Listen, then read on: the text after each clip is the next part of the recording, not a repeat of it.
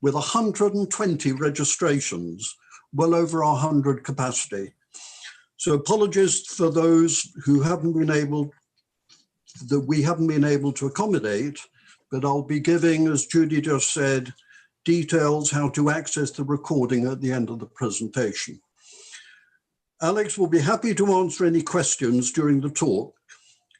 So during the talk, please, in the usual way, click chat at the bottom of your screen with your question, and Judy, our host, will either spotlight you to ask it yourself or I'll ask it for you.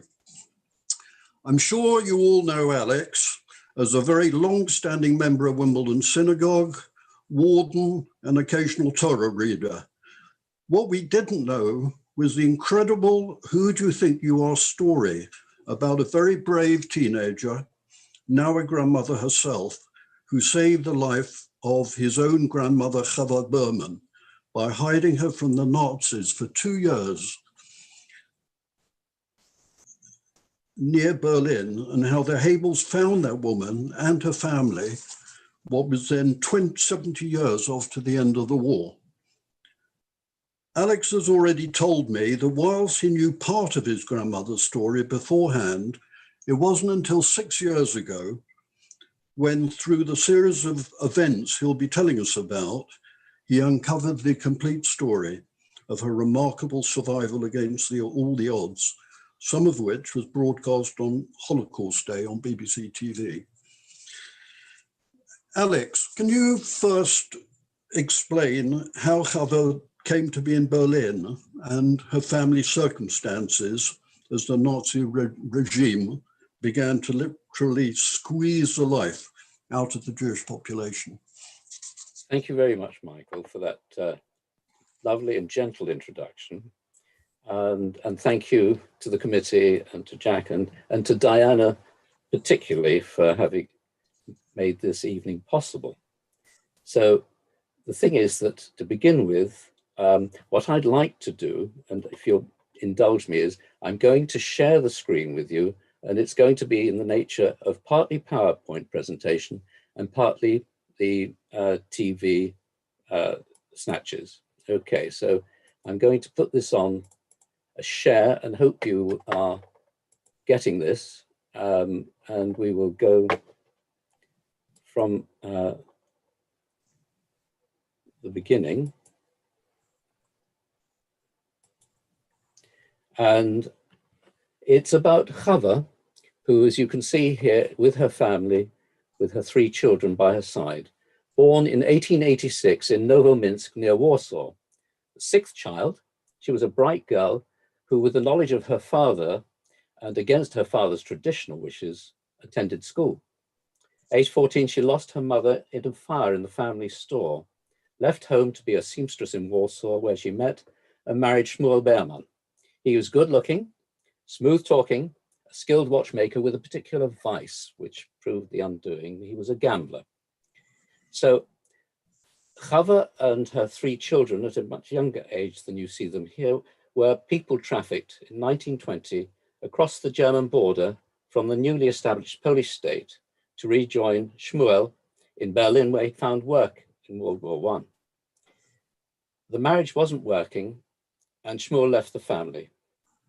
Their small flat in 27 Marienstrasse was just 900 meters from the Reichstag, where Chava would take children on snowy days to its steps, and she'd pull them to the top so that they could afterwards slide down, and they couldn't get enough of it.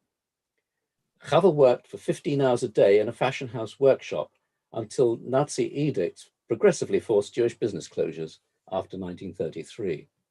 At first, German Jews were actively encouraged to emigrate, and of her 3 children, the youngest, Tony, aged 15, was first to leave with the Youth Aliyah to Mandate Palestine in 1935.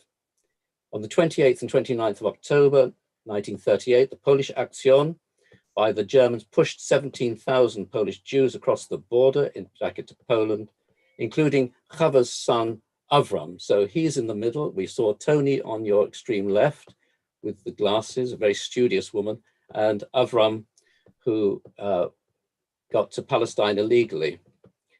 Then Gershon and his wife and young son, my paternal grandfather, they were in that group as well. They did not survive the war.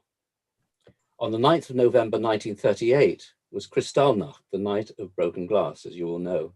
My father was arrested as a Jewish activist and rescued at this 11 hour by the British Refugee Council, and being granted one of just 1,000 visas for German and Austrian agricultural students preparing for Aliyah to Palestine.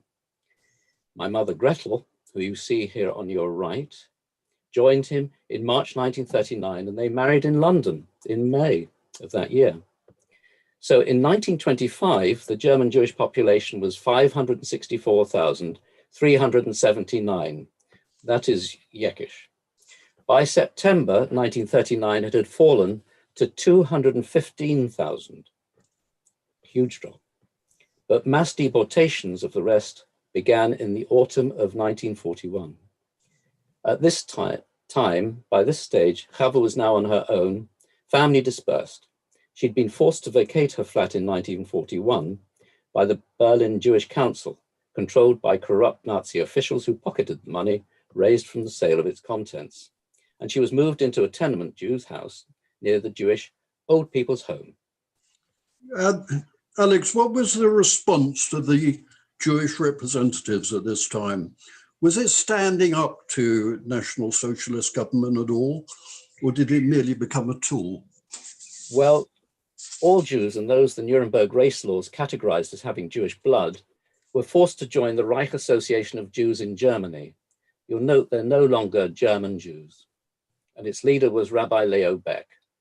He'd vowed that as long as there was a minyan of Jews in Germany, he would stay, despite several opportunities to leave. And that was a very brave thing to do. In 1941, the Gestapo summoned the leaders of that Reich Association of Jews and told them deportations east to settlement camps would run at 1,000 Jews a week. And either we do it, or if you do it, you can soften our brutality. Well, the meticulous records and desire of the association to ameliorate hardship made the job of the Gestapo's easy, which led to accusations later of complicity. And they walked a fatal tightrope. Cynical dictatorship ensured that whatever they did was wrong. Well, despite deportations becoming a regular occurrence as late as 1943, many Jews in Berlin still considered themselves safe, despite the miserable living conditions. A survivor recalled his father listening to a muffled BBC radio report that would have cost him his life if the neighbors had heard. Emerging from under a blanket, he scoffed, "Such British propaganda, Auschwitz or whatever, where the Nazis are supposed to be taking the Jews. Why would the Nazis deport their good free labor? Oh, their able-bodied Aryans are serving the fatherland on the front." Well, as we all know, this was wishful thinking. And as they discovered, of the 160,000 pre-war Jewish population of Berlin, about 27,000 remained. Their fate was sealed by Goebbels, Hitler's monstrous minister of propaganda. He'd tried to pressure the factory owners into agreeing mass deportations of their Jewish workers with limited success. In his diary, he wrote about how he loathed the fact that Jews walked around free in the capital of the Reich, and he was intent on giving the Führer a Jew-free Berlin for his 54th birthday, which was April the 20th, 1943.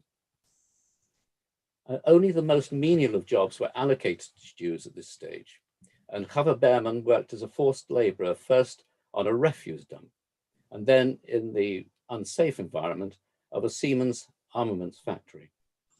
Alex, how did you get started on your family history?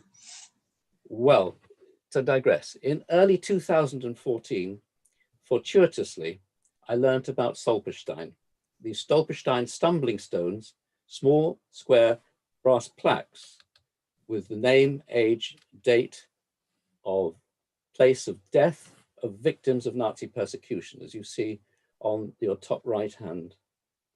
These were created by the German artist Gunter Demnig, which he personally inserts into the pavement in front of the buildings where they lived.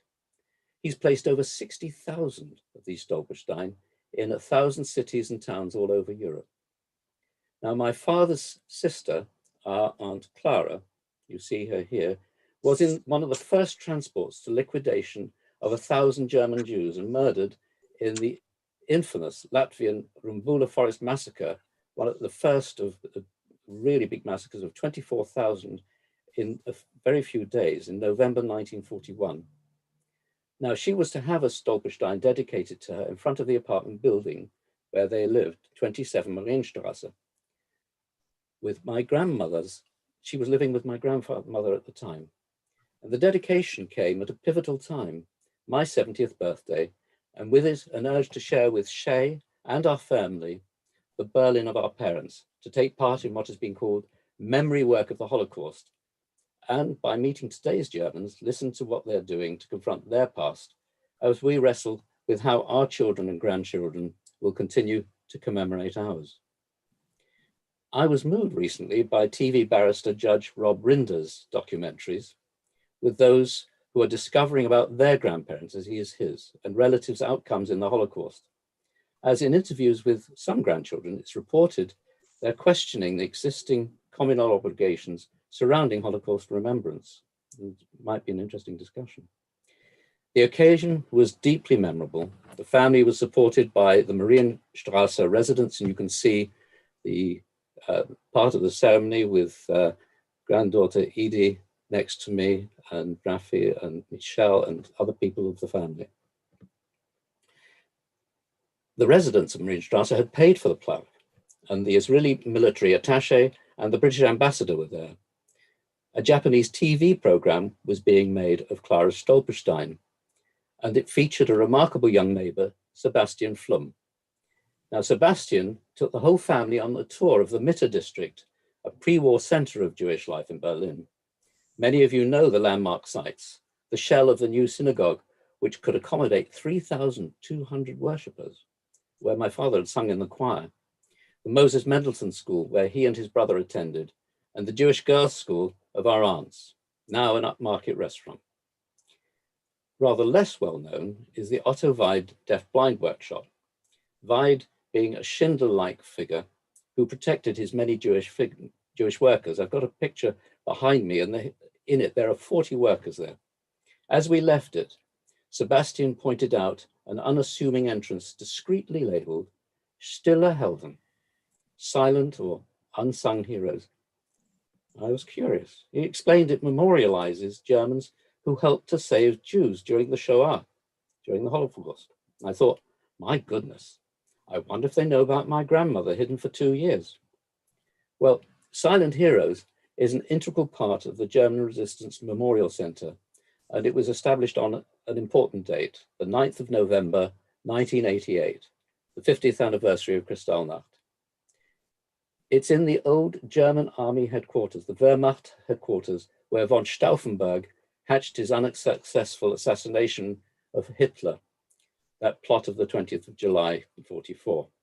And the courtyard where he was shot is now a site of memorial. The possibility in World War II that Germans helped Jews took until the 60s and 70s, when stories began to circulate, including a book about the survivors, The Last Jews in Berlin, about Jews going underground, untergetauscht, or submarining. In 1986, this was when Barbara Schieb, archivist for Silent Heroes, first researched the project and collected in great detail the identities, documents, photographs, and events to let the light in on these extraordinary people. The statistics are that 6,000 Jews tried to hide, 2,000 survived with the aid of about 4,000 helpers. Each submariner might have a circle of up to 20 helpers. Now, Barbara's aim was to be absolutely meticulous and ensure the data could not be challenged by Holocaust deniers. So it may be a little less than other figures that you may have learned of survivors or people that have actually were underground at the time. Anyway, to my utter amazement, Barbara Schieb, the archivist of Stille Helden, told me, "We certainly know about Chava Behrman. What do you want to know?" And then showed me documents and original photos of Chava with work colleagues, information about her that we had never been aware of, including where she hid in a village of 8,000 people, 30 kilometers from central Berlin. So here she is. This is Chava. You can see her arrowed. She was in that in the circle, and the arrow shows her working at a workplace with some rather nice sort of tailoring on her lap. And it's a wonderfully descriptive photo portrait of a garment producing workshop, which was totally unknown to us. So by chance, in Barbara, we'd stumbled on the best possible person to help us find out about our grandmother, Chava Beerman, about her life and those who were her helpers. So we also quickly discovered the restitution office in Berlin, which held files on many family members who had applied for compensation from the West German federal government in the 1950s and resolved to return soon to examine them.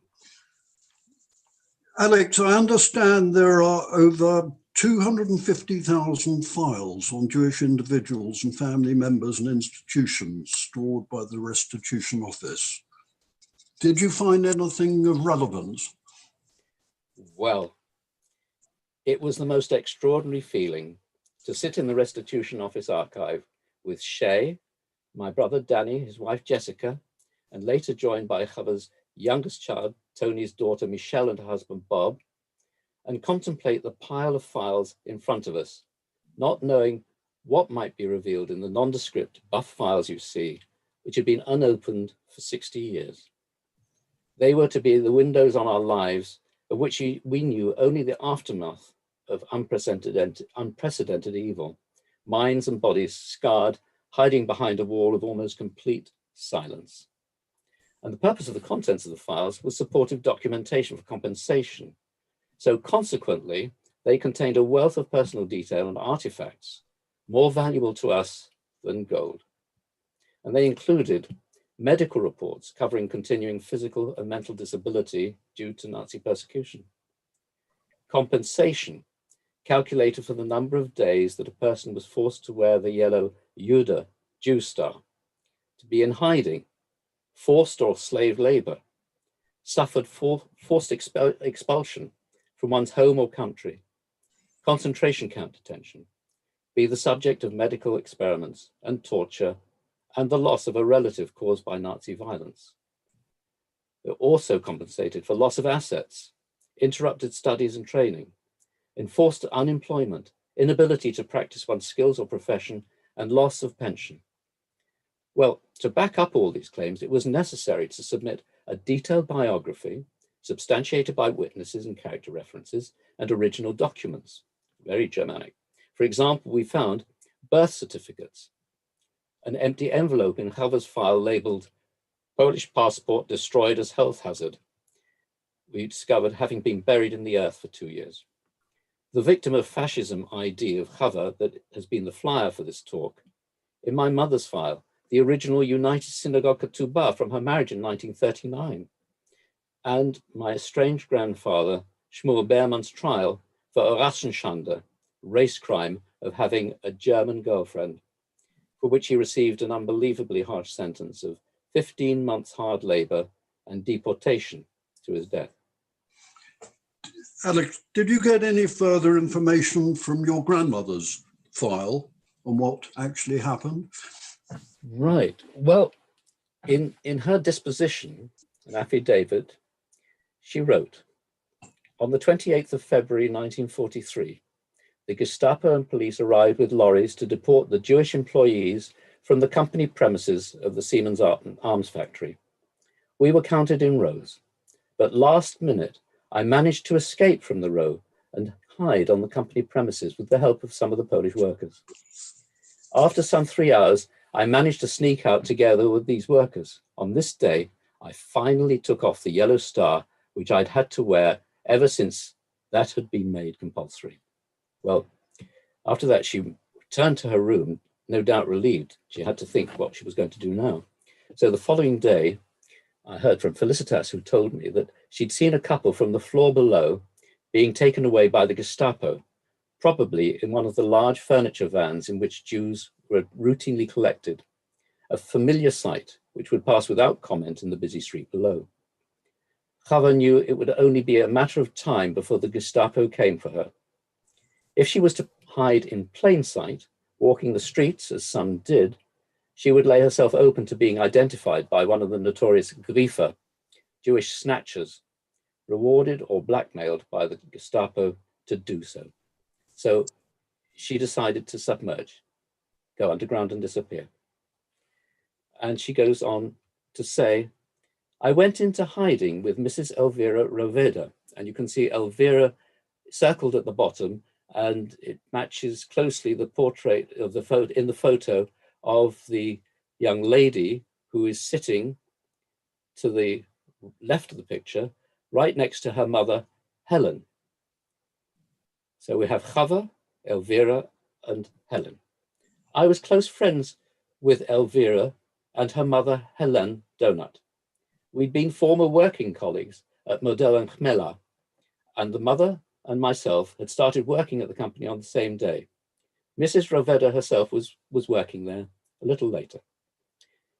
I was living in Petershagen as Frau Anna Bursam, with no papers and no food ration cards. However, as Mrs. Roveda herself could not endure the constant danger in which she had put herself in providing me with a hiding place as a Jew, she left to go to Kiel, where she stayed with friends. She left me the house. However, this exposed me to even greater risk, as I was now all by myself, with no one who was able to identify themselves. I lived in Petershagen until the Russians invaded the country. Then I moved to my oldest friend, Mrs. Helena Kuiber, Marienstrasse 27, until I got another furnished room. Mrs. Kuiber and I had made friends straight away when I moved into the house at Marienstrasse 27 back in 1921. My children, to whom Mrs. Kuiber was strongly attached, was a very strong bond between us. And here you see on the left-hand side is Chava. She's looking a bit frazzled, actually.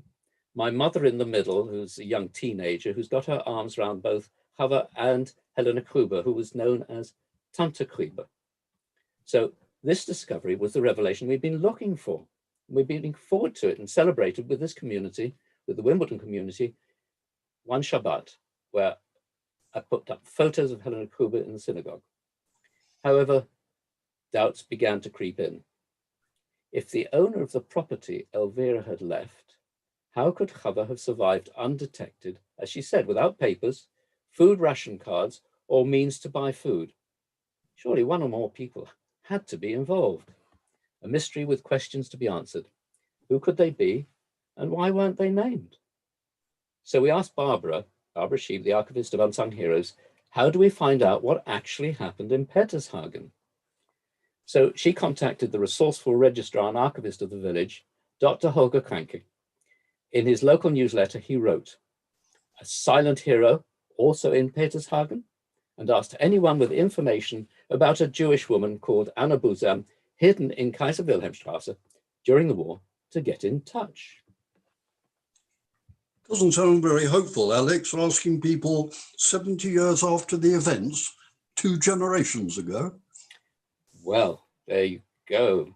O ye of little faith, as they would say.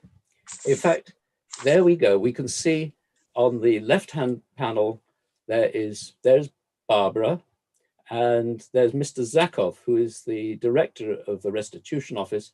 If anybody is interested, he's a very approachable guy.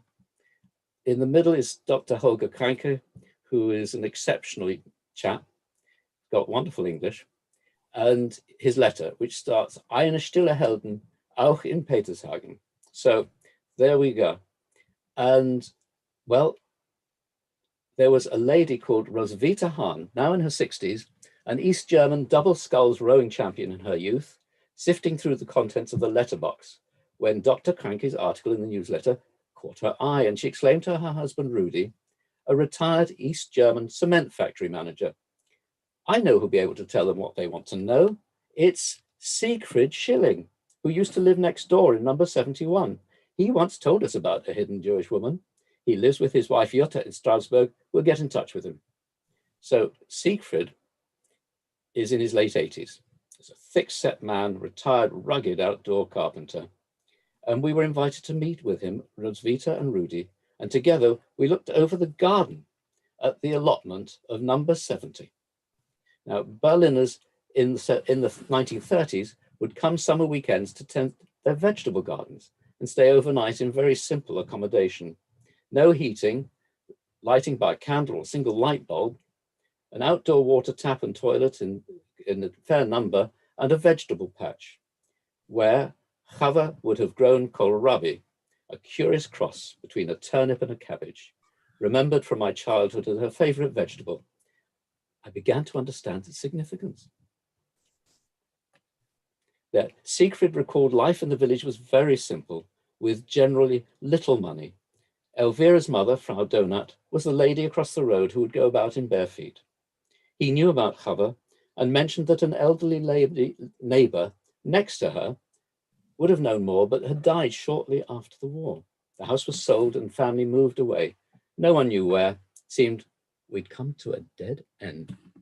Well, 2015 was the 70th anniversary of the end of the war, and serious efforts continued to be made to come to terms with Germany's Nazi past. And as a consequence, we had an official welcome to our family by the present Burgermeister and residents of Petershagen. A local journalist wrote up the visit. Finding Siegfried on its own through the local archivist was amazing, but a double discovery must have been beyond your wildest hopes. Well, Michael, you're so right. Because after all, as the neighbor Rudy Hahn said of his wife Roswitha, if it had been him picked up the news sheet with our request for information from 70 years ago, he'd have glanced at it, screwed it up and thrown it in the bin. So more newspaper and online articles circulated to the village and towns in the region, and bingo, we had another response. By chance, a middle-aged woman, Cornelia Kamin, you can see Cornelia in the pink top, living in the neighboring village of Eggersdorf, saw the story. And she'd heard it in some detail before from her mother-in-law, Felicitas Narloch, standing next to her in the white blouse, next to my brother Danny and Barbara, then 87 years old and still very much alive. So we go back to the 1st of March, 1943. Chava had walked all day into the evening, 30 kilometers from Berlin, arrived having evaded patrols and road checks, and knocks on the door of her colleague, Helena Donat. No reply. Why not? It's getting dark. She hurried next door, desperate. She's beckoned inside and sees an elderly lady, Frau Lydia Hock, and her granddaughter, Felicitas. When Frau Hock explains that her friend died 2 years ago, she's visibly shaken. But how could she have known, as communicating with Jews was forbidden? So Felicitas is going to take up the story.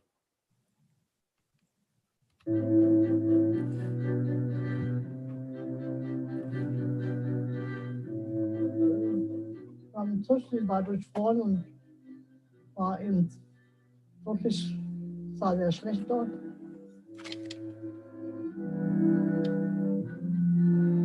Ist sie zusammen, mehr oder weniger zusammengebrochen und hat gesagt, sie weiß nicht mehr weiter. Sie ist Jüdin, hat sich zu erkennen gegeben. Und ich kriegte dann den Auftrag meiner Großmutter und den Schlüssel in die Hand, bringen Sie bitte bei Frau Donat nebenan. Wir hatten den Schlüssel von dem Grundstück, weil die Tochter unterwegs war. Nein, nein. Dass das eine Heldentat war, das haben wir nicht so gesehen. Wir haben einfach gesehen, und ich denke mal, dass man auch jeder andere vielleicht das auch gemacht hätte, wenn die gelebt. Right, well, there we go. I'll continue what she actually said to Dr. Kranke, the archivist, who wrote it all down. And she said, just to remind you, at the door stood a woman who called herself Anna Buzan. Felicitas continued. She was obviously exhausted and almost desperate, close to tears, and said in good German that she didn't know what to do next. She also said she was Jewish, and Frau Hocker took her in and gave her food and drink. Lydia Hocker had the key for dwelling number 70, and entrusted to her by Clara Donat's daughter, Elvira, who was now the owner of the allotment. And it was agreed that when Elvira returned, she would decide whether Chava could stay. Elvira was a train conductor who would sometimes stay overnight when her work program permitted, every couple of weeks. So Chava was actually introduced to Elvira as Anna Buzan. Elvira's dilemma was that she was shocked and faced with a terrible moral predicament. Should she deny Chava the use of the accommodation or not? Note, she didn't reveal Chava's true identity. Felicitas never knew her as anything other than Anna Buzan. Instead, Felicitas remembers Elvira saying, "I don't know her or any arrangement made with my mother, and I'm leaving immediately and never coming back." Why? Well, next to Elvira's photograph is a certificate gained by Dr. Kranke.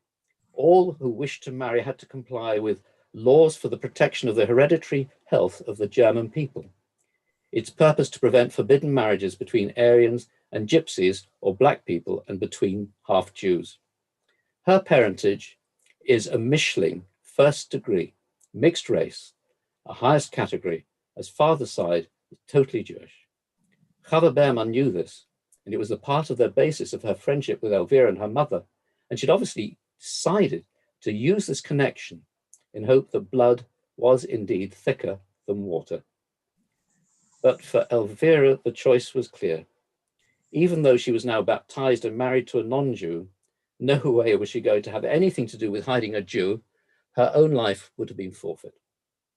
So she solved her conscience, saying Chava could stay, and immediately returned to her home in Kiel, North Germany, and she never returned. On the steps of their cottage stand grandmother Lydia Fock and Felicitas. The family name was Baumann. In 1936, aged 7, Felicitas' parents died within 3 weeks of each other. Felicitas then went to live with her father's mother, Lydia, a widow whose married name was Hocker. Lydia was in her early 60s, Felicitas 14, when Chava knocked on the door of number 69, Kaiser Wilhelmstrasse, that dark and bitterly cold evening. What a story, Alex. You said you wanted to understand how Chava survived, how she could not be a burden to her helpers. No ID, no income, no ration coupons. It seemed a puzzle, but then things became clearer as we investigated. Chava's actions were carefully planned. Going into hiding, submarining was no spur of the moment of decision on her part, and counting on the Jewish relationship part had been her gamble, which had paid off. She'd also prepared a false identity, Anna Buzan. This was not invented. The real Anna had occupied the adjacent flat in Berlin, having lost her home in Hamburg through bombing, now a common occurrence due to Allied air raids. Her details could be verified as a non-Jew. Now, Chava buried her passport in a tin in the garden. It was this mouldering document in her restitution office file that had to be destroyed, but not before it could confirm her true identity. In a moment of panic, Chava left a coat in Berlin with money sewn into the lining. According to Felicitas, grandmother Hocker persuaded her not to try to retrieve it. It could have been suicidal. Finally, and most importantly, she'd set up how to be supplied with food stamps. Without them, she was a terrific burden to her helpers. Food stamps in ration books could be bartered in exchange for tailoring and mending work.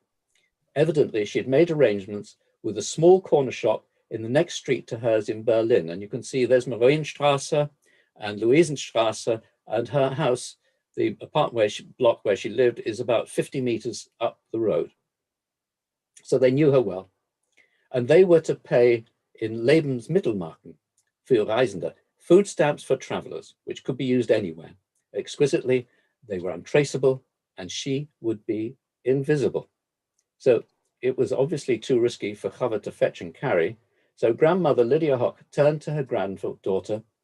Felicitas sort of shrugged her shoulders and readily agreed to be the courier. We've seen that shrugging actually in other non-Jewish people who asked, how did you come to be helping these Jews in this situation? And they go like this. It's characteristic. Anyway, so age 14, she became part of what to the Nazi authorities was a criminal enterprise.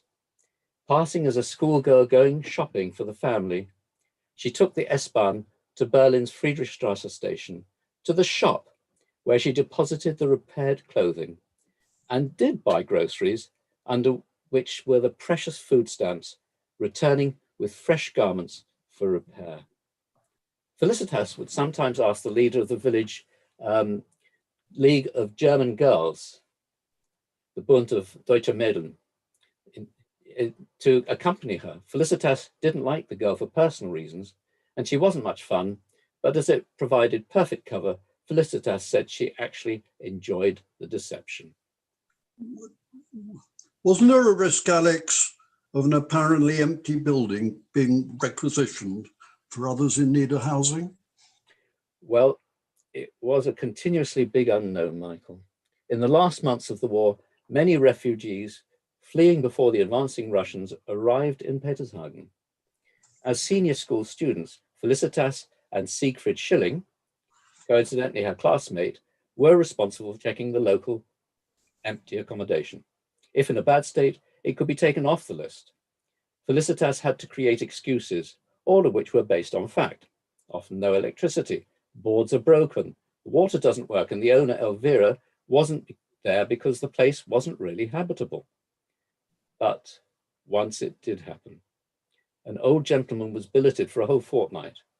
He'd lost his entire family and deeply depressed. Fortunately for Chava, he was also totally withdrawn. What he must have made about Chava, I have no idea. So the daughter-in-law, Cornelia Kamin, helps in the interview with the words, "He was traumatized," and thus discovery was thus narrowly avoided. Now, I find it impossible to imagine this endless fear of discovery for 2 years. We could experience a scintilla, a tiny fraction of the constraints, fear of a killer stalking us in COVID lockdown in March, and how an apparently innocent but fateful contact could lead to serious consequences for ourselves and our loved ones. I think you mentioned Chava mentioning being a translator for the Russians after the war. How did that come about? Thank you, Michael. Well, as the war was reaching its end in the battle for Berlin, although there was no military in Petershagen, there was in nearby Strasbourg.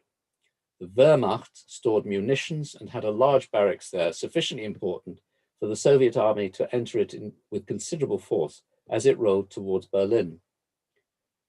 A local writer described the atrocities committed on civilians and German soldiers: widespread rape, murder, disemboweling and hangings were perpetrated. People were hung from trees. In Strasbourg, in retaliation for the atrocities carried out in Russia by the German army, despite prohibition by the Soviet High Command. So when the Red Army entered Petershagen, the population's fears were about to be realized, and they were terrified. Now, here we return to Siegfried Schilling, recounting what he witnessed as a 16-year-old. Of course, he knew nothing about what had been going on in the allotment opposite. The night of the 20th of April, 1945, Hitler's 56th birthday, had been a terrific bombardment, and everyone hunkered down in the nearest shelter, and not necessarily the one they'd been designated. So in the Schilling bunker, there were people from all over the place. They didn't necessarily know each other. It had shelter for about 25 people, and it was full that night. By the morning, the guns were silent in the neighborhood. The Wehrmacht had withdrawn, and some schoolboys, including Siegfried, ventured out. Soviet soldiers were chopping down trees in the street just outside the house to create roadblocks. Siegfried saw Chava come out of the shelter, he'd not known her before, throw her hood over her head, and advance on the soldiers. She shouted at them in a language the boys didn't understand, and Siegfried was puzzled why they only reacted by staying away from the communal shelter. A couple of hours later, Chava was taken away by soldiers. Then 2 armed officers took away Wilhelm Schilling, Siegfried's father. He feared he'd never see his father again. However, he later returned with a red band on his sleeve. He'd been appointed the first Burgermeister of Petershagen in the post-Nazi era, a position he held for about a year until a successor, better schooled in Marxism-Leninism, was found. The Russian major who commanded the village, was billeted in the Shilling House and told them that when Chava was interviewed by him to recommend a trustworthy person, she had named Siegfried's father Wilhelm. So a miracle had happened. The much feared Red Army had not shown aggression or hatred towards the inhabitants of the shelter, actually also subsequently in the village. And how could this be? That night, Chava was also returned, and Siegfried was amongst those in the shelter who crowded round to ask what she'd said to the soldiers. And she replied that she'd spoken in Russian, one of her many languages, telling them that she was Jewish and had been hidden for 2 years in the village, and that it had no Nazis, and so no need to harm anybody. He remembered other things about the story that I've just told you in terms of how she got to be in Petershagen, what she'd done before, her work and escape from the factory. So he was clearly a true witness. When Danny and I and everyone else that's listening in from the family first heard Siegfried tell the story, I have to say, my heart was full. How this little woman we'd known, quiet and dignified, mainly solemn, had repaid some of the debt she obviously felt she owed to the family she was shielded by, at some risk to herself. For how could she know how the soldiers would respond? Her Russian must still have been pretty good. After digging up her passport to confirm her identity and translate for the Russians, Chava moved back to Berlin to stay with her friend Helena Gruber, her victim of fascism ID, and you can see it here. It's in 4 languages, in German, Russian, French, and English. And it gave her access to a little extra food, which was in very scarce supply. And of course, we celebrate her survival, but recall she was one of only 2,000 survivors of 6,000 Berliners who went into hiding, among whom we have other family members who failed to avoid detection and were murdered in Auschwitz. Did you find out from Felicitas if she could say what it was that made her grandmother act as she did, and what was her own part in hiding Chava? What was it that gave that inner strength?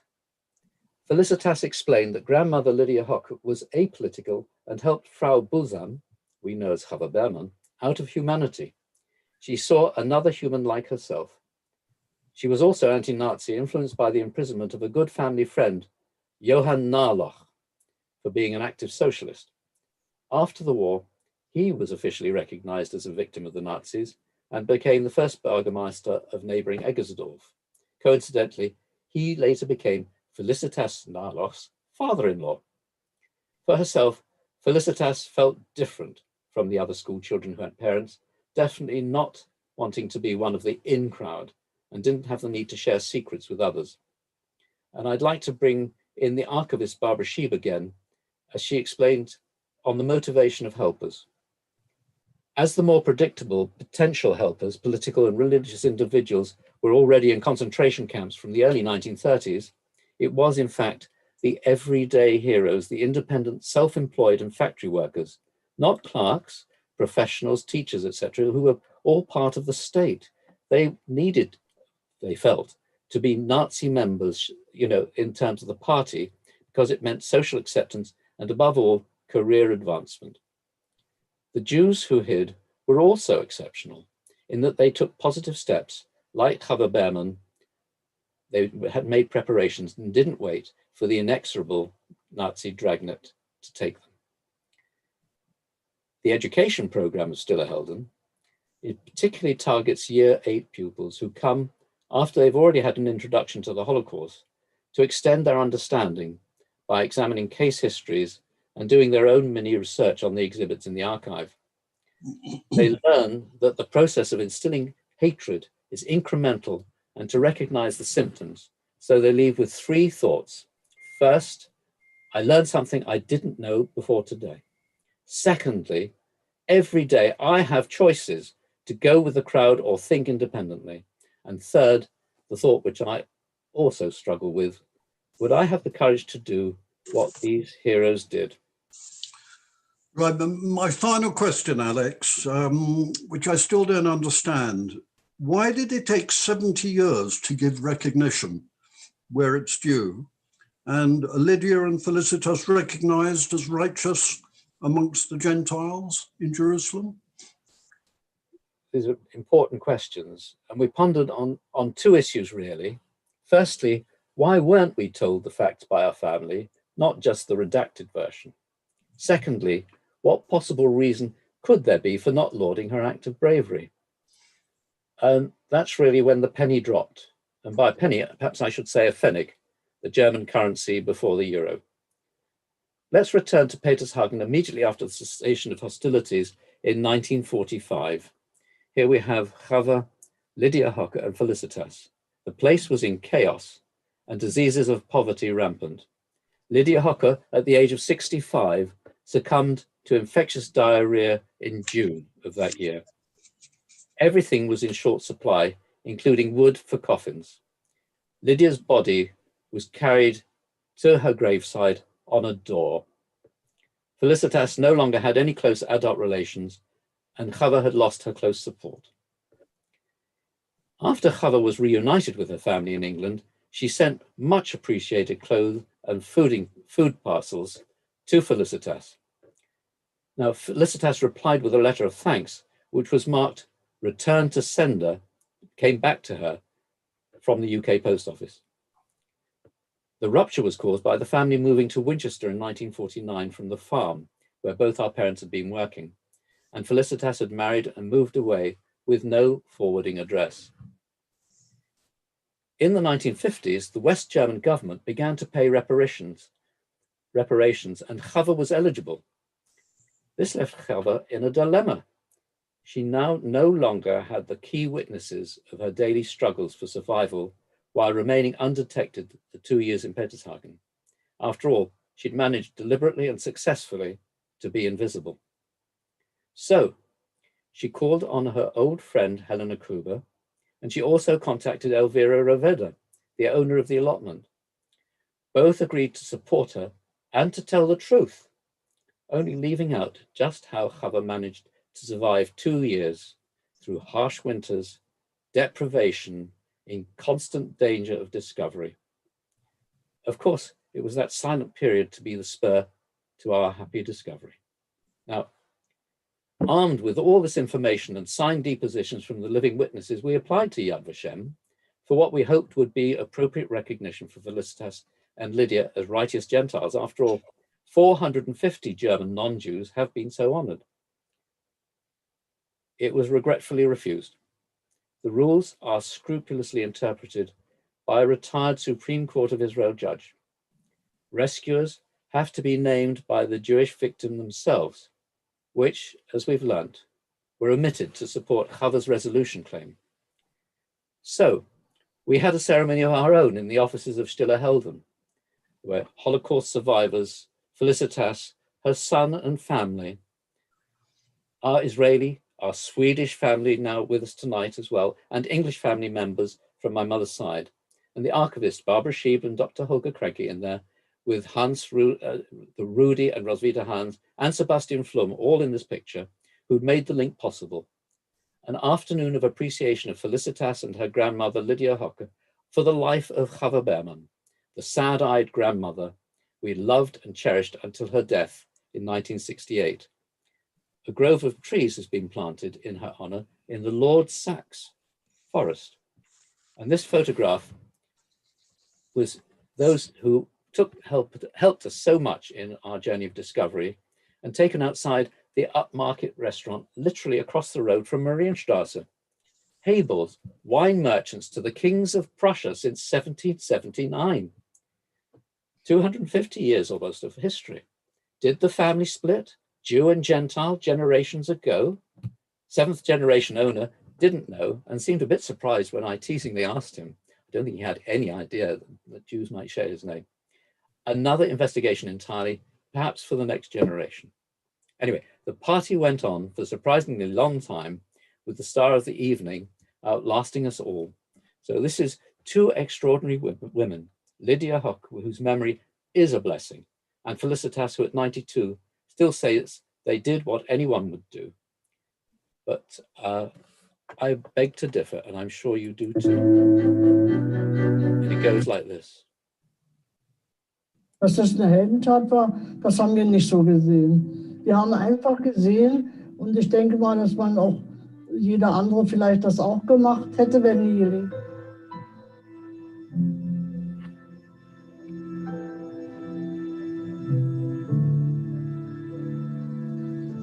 Very few who were like her. She's remarkable. I mean, without her intervention and her support, I wouldn't have known my grandmother, who then came to live with us after the war, after liberation. She lived another 20 years. I bear in mind the sayings of the fathers, Jewish saying, if you save a life, you save a whole world. And Felicitas and her family did just that. There we go. Well, thank you very much for listening. Oh, sorry. And this shows Chava Behrman reunited with her family, but I'll stop there just in case if people would like to discuss, ask anything, it would be lovely. So thank you for listening, and back to you, Michael, and to everyone. That's the most amazing story, but also it's an amazing piece of research and dedication to be able to find out. There must be other people who are watching who could have similar stories. What would your advice be to them, how to go about finding out about their own families? Right. Well, I think this is, you know, there are so many archives which we now have access to. Some of them are online, and some of them, like the resource in Berlin, and there are other such archives. And it just requires, you know, if you've got any information about your relatives, it is possible, particularly also if you use the Wiener Library has access to lists of people who have been transported. They tragically have the names and numbers of the trains that people were deported to Auschwitz and to other concentration camps. And it's all freely available and accessible. The librarians in the Wiener Library are very helpful. I can warmly recommend that people, you know, could start in that avenue, as well as searching through the attic. You may be surprised at what you might find. We got a question, Alex, from presumably a relative of yours called Danny Hable. Can we spotlight him, Judy, or shall I ask his question for him? I will do that now.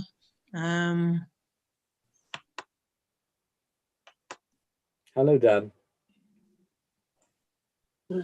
Hi, Alex. Well, you've found a few things that you've done your own research on more recently that I wasn't aware of. But so I'm adding on a little bit. We were always puzzling how Mama got to England, and so have you found anything on about how she was discovered, how the Allies found her, and how she got to England, how connection was made? Right, fair question. And the thing is that actually, once she was in Berlin, the family had contacted the Red Cross, as many families did, to try and find the fate of loved ones. Because of course, you're so right. As far as they were concerned, when they heard the news that so many Jews had been murdered in the Holocaust, how would they know whether Chava was one of them? And there was significant delay of almost a year, actually, before her name came up on a list, and they were able to make contact. So you can only imagine, we can only imagine, you know, what that must have been like to know that at least we had a few survivors out of our family. Hélène in Paris, I think, has calculated that something like 90% of first cousins were lost. Is that right, Hélène? Out of the Hegel family. Okay. Do we have any more questions? No, there's none up on my screen. Well, Alex, as I said just now. Oh no. Yeah, you Okay. speak right now. Do we have another question? Yeah, I just wanted to say to Alex, when you mentioned Leo Beck, he bar mitzvahed my father in that synagogue. Right. And his parents, my grandparents, were part of the Jews in Berlin who decided, or they were in Prussia, but they lived in Berlin as well, that they were Germans first and Jews second, and only left in 1939 with all their precious things packed in a crate that was stolen in Hamburg. And they arrived here with 2 suitcases and a dog. So, you know, you mentioned that, and I have, well, not personal experience, I wasn't born then, but this is the family story. Yes, well, Jill, it's, you know, it wasn't a lucky escape, and you know, we wouldn't have the pleasure of each other's company if Exactly. if it wasn't for this country. Yeah. You know, say that, you know, regardless of people like Corbyn, I think, you know, I have a great deal of respect and warmth towards the country's institutions, if not its politicians. Yeah. No. Yeah. That's interesting. Your talk was so interesting, and thank you so much. Thank you.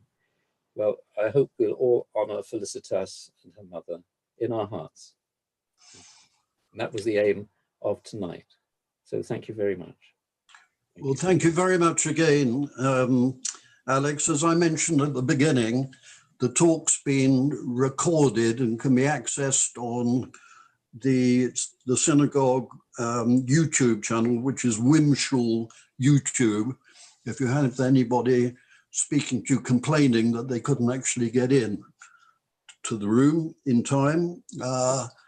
And Alex, it's been fantastic. You've been the most popular speaker we've had so far, and it was well deserved. Can also thank Judy for hosting it in her efficient manner, as she always does. There won't be any more Zoom talks for the rest of this year, and we're all keeping our fingers crossed that by the time, won't be very, or in the new year, it won't be very long before we can start having some of these talks again in the synagogue itself. And as I mentioned at the last one, we've got quite an exciting question time that's coming up in February that we'll be sending you all details of in more detail shortly. So thank you very much again, Alex. It's been a fantastic evening. I'm sure everybody has enjoyed it. You have Michael, got I think Shay would like to say something. Yes, go on, Shay. Only just that Jill's intervention just made me think that of 100 people here, there are probably other people who've had similar experiences or who've had parents or grandparents who were Holocaust survivors who never talked about it. I just wondered if anybody else wanted to share their stories of their family, because I would be really interested to hear. But maybe they don't, or that was just a thought. Well, I've got quite a lot of stories I could share. My grandfather was rabbi in Berlin, and synagogue was burnt down on that. Quite a lot of family stories I could share, but not quite as dramatic maybe as Alex's were just this evening, which was fascinating. Well, maybe we could ask everybody who has got their own stories if they could write them down for the Kahila, and we could run a series of them over the course of next year. I think that Michael Kahn is doing a heritage project that might relate to. Can you say that again, Shay? I believe that Michael may not be here anymore, and if you might want to say something, but I believe he has a heritage project that about members of the synagogue that he might be interested in hearing such stories. Okay, that's a good idea. That's a very good thought to end the evening on. So thank you.